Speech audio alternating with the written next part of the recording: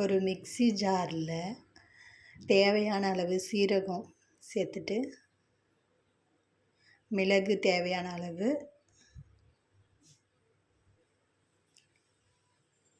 இஞ்சி தேவையான அளவு, பூண்டு சேர்த்துட்டு, நறுக்கின தக்காளி சேர்த்துட்டு, ஒரு கடாயில் எண்ணெய் விட்டு பட்டை, கிராம்பு, ஏலக்காய் சேர்த்துட்டு, சின்ன வெங்காயத்தை சேர்த்துடலாம். கொஞ்சம் கருவேப்பிலையும் சேர்த்துக்கலாம். நல்லா இது வதங்கி வரணும்.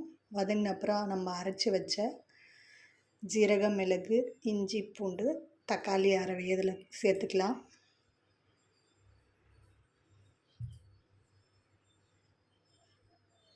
சேர்த்துட்டு நல்லா வதக்கலாம். வதங்கின அப்புறம் காய்ந்த மிளகா ஒன்று சேர்த்துக்கலாம். அப்புறம் நம்ம வேக வச்சு ஆட்டுக்கால் இதை கூட சேர்த்துக்கலாம்.